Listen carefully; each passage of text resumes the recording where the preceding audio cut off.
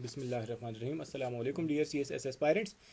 आज बात हो जाए जी हिस्ट्री ऑफ USA की। बड़ा इंपॉर्टेंट सब्जेक्ट, बड़ा इंटरेस्टिंग सब्जेक्ट। बहुत सारे एस्पायरेंट्स इसको ऑप्ट करते हैं मुख्तलिफ रीजंस की बुनियाद पे। कुछ इसको कंसिडर करते हैं कि जी IR के साथ बड़ा अच्छा जाता है, कुछ कहते हैं जी इसका सिलेबस बड़ा शॉर्ट है, आसानी से कवर हो जाता है, कुछ कहते हैं जी कि करंट अफेयर से भी ये काफ़ी ज़्यादा मैच कर जाता है। तो ये सारी बातें कुछ हद तक ठीक हैं, लेकिन अब हमने फोकस इस चीज़ पे करना है कि आप तैयारी तो स्टार्ट कर देंगे, लेकिन मेजॉरिटी केसेस में ऐसा होता है कि आप तैयारी कर रहे होते हैं और बीच में काफ़ी यू गेट लॉस्ट कि आप अपने ट्रैक से हट जाते हैं। आपको समझ नहीं आ रही होती कि यार ये कुछ समझ नहीं आ रही सब्जेक्ट की, याद नहीं हो रही चीज़ें, कोई सीक्वेंस नहीं बन रहा। उसकी वजह यह है कि आप ऑर्गेनाइज तरीके से चल नहीं रहे होते। प्लस एक बहुत बड़ा क्वेश्चन जो कि आजकल बहुत पूछा भी जा रहा है कि पिछले 1-2 सालों से 3 सालों से ये इतना ज़्यादा हिट क्यों हो रहा है। US हिस्ट्री बड़ा ट्रेडिशनली एक हाई स्कोरिंग सब्जेक्ट 65-70 प्लस दे देता था। अब जो है 2018 में बड़ा पिटा, बड़ी मार पड़ी इसको, फिर उसके बाद 2019 में भी कोई अच्छा रिजल्ट नहीं आया। तो उसको भी हम देखते हैं कि इसकी रीज़न क्या है, बिल्कुल उसके फंडामेंटल्स पे जाएंगे इंशाल्लाह। तो स्टे ट्यून्ड, पूरी वीडियो देखें ताकि आपके सारे इस तरह के क्वेश्चंस, जितने फंडामेंटल बेसिक क्वेश्चन सारे एड्रेस हो सकें। अच्छा, अगर आप इस चैनल पे नए हैं तो यहाँ पे और बहुत सारी ऐसी वीडियोस पड़ी हैं IR को लेके, इस्लामिक स्टडीज़, पाक अफेयर, बिल्कुल स्क्रैच से कैसे स्टार्ट करना है, ठीक है, करंट अफेयर वगैरह वगैरह। तो आप बाकी वो चीज़ें भी विजिट कर सकते हैं इस चैनल पे। तो आप इस वीडियो के बाद वो वीडियो भी फॉलो कीजिए। अच्छा जी, अब बैक टू US हिस्ट्री। इसके सिलेबस को देखने से पहले मैं आपको बता दूं कि इसको 4 हिस्सों में हमने डिवाइड कर लेना है। प्री इंडिपेंडेंस, ठीक है जी, अमेरिका भी आज़ाद ही हुआ था जिस तरीके से पाकिस्तान आज़ाद हुआ था। तो पाकिस्तान के सिलेबस को हम कैसे देखते हैं, प्री पार्टीशन, पोस्ट पार्टीशन। इसी तरह American history, pre independence, post independence. Post independence पे फिर हम उसको 2 सेगमेंट्स में डिवाइड कर देंगे, 18th और 19th सेंचुरी, फिर 20th सेंचुरी, फिर करंट अफेयर्स और मिसलिनियस टॉपिक्स इसमें आते हैं। अब ज़रा से इसका ओवरव्यू देख लेते हैं। अच्छा जी, तो सबसे पहले प्री इंडिपेंडेंस में आ जाता है कि अमेरिका कैसे कॉलोनाइज होना शुरू हुआ, पहली आबादियाँ उस पर कैसे सेटल हुई, फिर करते करते अमेरिका जो है वो कैसे, बाकी जो एम्पायर्स थी, यूरोपियन एम्पायर्स, वो कैसे आईं इधर आके, उन्होंने जो है वो अपनी कॉलोनीज एस्टेब्लिश की, ठीक है जी। फिर America as a British colony, यहाँ पे अब ब्रिटेन कैसे जाके इसको कॉलोनाइज करता है, क्या क्या पॉलिसीज़ वहाँ पे इम्प्लीमेंट करता है, और करते करते करते करते अमेरिका जो है वो कैसे आज़ाद होता है फाइनली। फिर आ जाते हैं हम पोस्ट इंडिपेंडेंस पे। पोस्ट इंडिपेंडेंस में हम 2 हिस्सों में इसको तकसीम करते हैं, 18th और 19th century, 20th century. 18th और 19th सेंचुरी में क्या क्या होता है जी, अमेरिका एक इंडिपेंडेंट कंट्री के तौर पे जी सामने आ गया, क्या क्या उसको मुश्किलात फेस करनी पड़ी। फिर उसके बाद कैसे वो 13 से 50 स्टेट्स में कन्वर्ट हुआ, कैसे जो है उसमें फिर वो सिविल वॉर एक हुई, ठीक है। तो हम कितने ऑर्डर्ड तरीके से चल रहे हैं, ठीक है। 1783 टू 1819, फिर 1820 टू 1949, फिर 1852। तो ये क्या है, एक बिल्कुल एक ऑर्डर, एक क्रोनोलॉजिकल ऑर्डर में हम चल रहे हैं। बिल्कुल जैसे आपकी टाइम लाइन होती है ना, फेसबुक वगैरह पे आप देखते हैं टाइम लाइन, पूरे एक ऑर्डर तरीके से सारी चीज़ें आपकी वहाँ पे ऑर्गेनाइज्ड होती हैं।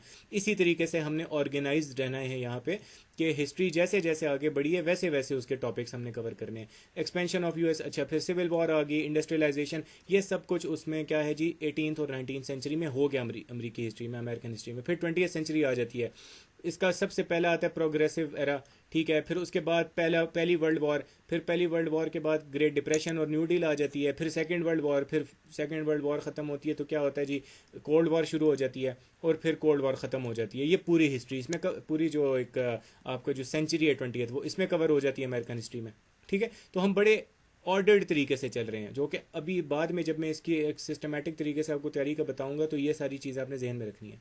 फिर करंट अफेयर, इसका तीसरा जो सेगमेंट है दैट इज़ करंट अफेयर। फिर जी क्या हुआ, 21वीं सेंचुरी शुरू हो गई, वॉर अगेंस्ट टेरर शुरू हो गया, वॉर अगेंस्ट टेररिज्म स्टार्ट हो गई। फिर ग्लोबल परसेप्शन के जी अमेरिका को कोई कोई किसी एंगल से देखता है, कोई किसी एंगल से, कोई ग्लोबल पुलिसमैन के तौर पे देखता है, कोई जी हेजेमोनिक एंगल से, कोई कहता है इंपीरियल स्टेट बन रहा है। मुख्तलिफ परसेप्शंस के हैं। फिर अमेरिका के इंटरनेशनल कॉन्फ्लिक्ट्स में, क्योंकि ज़ाहिर है एक यूनिपोलर वर्ल्ड ऑर्डर बन गया कोल्ड वॉर के बाद, तो अमेरिका ने जो है वो एक तरीके से ग्लोबल डोमिनेंस, उसके एक काफ़ी डोमिनेटिंग पोजीशन में आ गया। इंटरनेशनल कॉन्फ्लिक्ट्स वगैरह भी उसके बाद उसको, उसमें भी वो रोल उसने प्ले किया, मुख्तलिफ मिडल ईस्ट में, एशिया में, लैटिन अमेरिका वगैरह वगैरह। फिर साथ ही साथ इंटरनेशनल ऑर्गेनाइजेशंस में अमेरिका का क्या किरदार रहा है। ऑब्वियसली अमेरिका जो था वो आप कह सकते हैं सेंट्रल फिगर था इन सारी ऑर्गेनाइजेशंस में, और UN में इवन वो सेंट्रल फिगर की हैसियत रखता है। फिर जी इंटरनेशनल कंसर्न्स कि दुनिया का क्या, दुनिया किस एंगल से देखती है अमेरिका को, ये करंट अफेयर से रिलेटेड सारे टॉपिक्स आ गए। फिर आखिर में miscellaneous topics, civil rights movement आई, ठीक है जी, जो कि 19th सेंचुरी में चली, फिर आगे जाके बिल्कुल अमेरिका जब बिल्कुल बना है ना, तब से लेके आज तक इवन आप देख रहे हैं ये मूवमेंट्स चल रही हैं, ठीक है। अफ्रीकन अमेरिकन जो ब्लैक अमेरिकन हैं वो एक मूवमेंट अभी चला रहे हैं अभी। तो ये सारी चीज़ें आ गई। फिर प्रेसिडेंशियल इलेक्शन कैसे होता है, यूएस कांग्रेस और उसका मैंडेट क्या है, फिर साथ ही साथ सेपरेशन ऑफ पावर क्या होती है, चेक्स एंड बैलेंस वगैरह उसमें कैसे, जैसे तीन उनके पिलर्स हैं बड़े, आपस में उन्होंने बिल्कुल एक चेक्स एंड बैलेंस का सिस्टम रखा हुआ है। और लास्ट उनका जो कॉन्स्टिट्यूशन है उसकी क्या अमेंडमेंट्स वगैरह हुई। तो ये मिसलिनियस टॉपिक्स आ गए, ठीक है।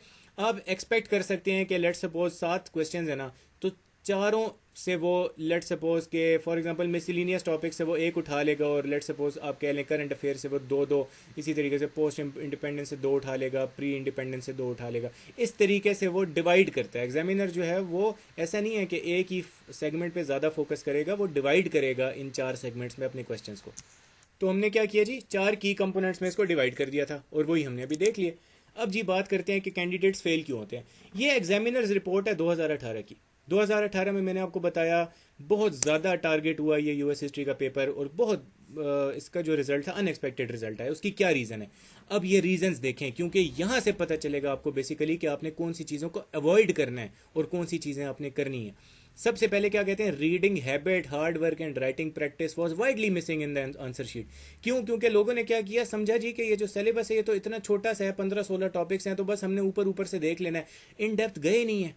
वो जब थोड़ा सा एक सवाल जाके इन डेप्थ पूछ लेते हैं, या किसी स्पेसिफिक वॉर के बारे में पूछ लेते हैं, किसी स्पेसिफिक एक्ट, जैसे स्टैम्प एक्ट पे एक सवाल आ गया था 2018 में, आपने वो पढ़ा ही नहीं, आपने सिंपल ऊपर ऊपर से वो देख लिया और जी उसको जाके अटेम्प्ट करके आगे जैसा आपने बस टॉपिक को पढ़ा था वैसे सिर्फ देख लिया, स्टैम्प एक्ट है तो ज़रा सा हवाला दे दिया। नहीं, आपने एक एक कंपोनेंट देखें। सिलेबस जितना आपको छोटा लगता है ना, वो उतना जनरल होता है, और जितना वो जनरल होगा उसमें उतने ही छोटे टॉपिक्स होंगे जो कि आपने कवर भी करने होते हैं। तो एक बड़ी मिसकंसेप्शन है यूएस हिस्ट्री के सब्जेक्ट को लेके कि भाई बड़ा जनरल और छोटा है, दिखने में छोटा है, लेकिन आप इन डेप्थ जाएंगे तो इसकी अच्छी तैयारी होगी ना, ठीक है। फिर इसके अलावा जी, the overall impression of the candidates showed very low standard. क्यों? क्योंकि आपने मटेरियल अच्छा नहीं फॉलो किया। आप अगर मटेरियल अच्छा फॉलो नहीं करते, अच्छी इंटरनेशनल ऑथर्स की किताबें, हिस्टोरियंस की किताबें नहीं पढ़ते, और आप वही जो नोट्स अवेलेबल हैं या आप उन्हीं चीज़ों पे जो हर कोई पढ़ रहा है, जो आउटडेटेड चीज़ें हैं, मटेरियल है, ऑब्वियसली फिर आप बाद में गिला भी ना करें कि यार मेरा पेपर क्यों नहीं अच्छा हुआ और मार्क्स क्यों नहीं अच्छे हैं। फिर क्या जी, they opted for general questions demanding discussion and comments merely without mention of historical facts and figures। बिल्कुल जेनेरिक आपने जवाब दिए, जेनेरिक जवाब दे दिए, कोई आपने वहाँ पे हिस्टोरिक एविडेंस नहीं प्रोवाइड किया, कोई फैक्ट्स नहीं दिए, फिगर्स, कोई मैप शैप नहीं ड्रॉ किया कहीं पे अगर बनाया जा सकता था, कोई नहीं, बस ऊपर ऊपर से आपने बता दिया जी कि ये हुआ वो हुआ ये हुआ वो। आपने कोई एग्जाम्पल्स ही नहीं दी वहाँ पे। तो आप एग्जाम्पल्स ही नहीं दे रहे। हिस्ट्री मीन्स कि हिस्ट्री में तो होती एग्जाम्पल्स हैं, फैक्ट्स हैं, फिगर्स हैं, इन चीज़ों के बगैर तो हिस्ट्री है ही नहीं। हिस्ट्री का एक अपना तरीक़ाकार होता है ना पढ़ने का और उसको अटेम्प्ट करने का। फिर जी, majority was unable to analyse the global impact of historical process with special reference to Pakistan. Pakistan के एंगल से आप एनालाइज ही नहीं कर सके चीज़ों को, मतलब वो करंट अफेयर वाला जो पार्ट था वो तो आप मिस ही कर गए। आप पाकिस्तान के देखें, सीएसएस का पेपर होता है, पाकिस्तान का पेपर है, ये पाकिस्तान का एग्जाम है, तो हर चीज़ को आपने पाकिस्तान के परस्पेक्टिव से तो लाजमी देखनी है, ठीक है ना। तो आप अगर for example global war and terror पे सवाल आ रहा है तो पाकिस्तान का रोल तो उसमें बड़ा ही फंडामेंटल है, आप उसको कैसे इग्नोर कर सकते हैं। आपने उसके एंगल से तो पढ़ना ही पढ़ना है। कोल्ड वॉर में पाकिस्तान के क्या डायनामिक्स थे, कैसे वो अमेरिका के साथ एक एलाई के तौर पे जो था वो ऑपरेट कर रहा था, इवन यूएसएसआर के साथ पाकिस्तान के क्या किस तरीके के कैसे बैलेंस हो रहा था, ये सारी चीज़ें आपने पढ़नी है। पाकिस्तान की policy with regard to US भी आपने पढ़नी है। ये इस सब्जेक्ट का हिस्सा है क्योंकि इसके सिलेबस में एक छोटा सा पार्ट उसका भी है। फिर जी, mainly the understanding of history, critical analysis, communication in English and repetition of ideas were the problems of majority of candidates. क्योंकि आप इन डेप्थ गए ही नहीं, आपने इन डेप्थ जाना है। फिर इंग्लिश देखो भाई, इंग्लिश में आप पेपर दे रहे हो, इंग्लिश तो आपकी इतनी होनी चाहिए ना कि आप पढ़ने वाला समझ सके क्या बात। और हिस्ट्री बड़ा एक टेक्निकल सब्जेक्ट होता है, उसकी टर्मिनोलॉजीज होती हैं, उसमें अगर आप उसमें हर वर्ड का अपना एक मीनिंग होता है। अगर वो आप कोई उसको चेंज कर देते हैं तो उसका पूरा सेंस चेंज हो जाता है, ठीक है। इवन वॉज और इज में भी अगर आप, क्योंकि हिस्ट्री अगर आप पास्ट में बता रहे हैं और आप वहाँ पे वॉज की जगह इज लिख रहे हैं कहीं पे, तो इसका मतलब कि आप तो अभी की बात कर रहे हैं। इवन ये छोटी छोटी मिस्टेक्स भी बहुत ज़्यादा इसमें डैमेजिंग होती हैं आपके लिए। फिर जी, आपने क्या किया जी कि राइटिंग पावर, वही बात है, नॉलेज आपकी नहीं नहीं थी। अगर नॉलेज थी तो आपकी राइटिंग पावर्स इतनी अच्छी नहीं थी कि आप बता सकते।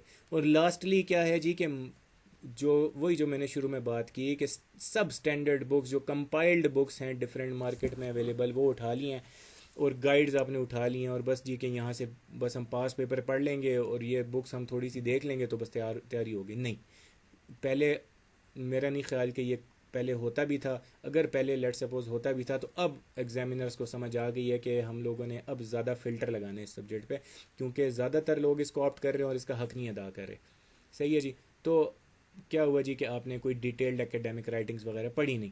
तो ये सारी चीज़ें हैं जो कि एक एक जो रिज़ल्ट आया 2018 का या इवन 19 में भी हिट हुआ, तो ये एग्जामिनर खुद बता रहे हैं कि कौन कौन सी चीज़ों से आपने बचना है। मैंने हाईलाइट भी कर दिया, तो इनको आप देखें, 2-3 दफ़ा पढ़ें और इनको अपने पास नोट करें कि भाई ये काम मैंने नहीं करने, और इसके ऑपोजिट जो सही वाली चीज़ें हैं वो मैंने करनी है। अच्छा जी, इसके बाद आ जाते हैं बेस्ट रिसोर्सेज। अब वो उसने रिसोर्सेज की बात की तो चंद एक मैं आपको बता रहा हूँ वो जो कि जिनके बारे में मुझे पता है।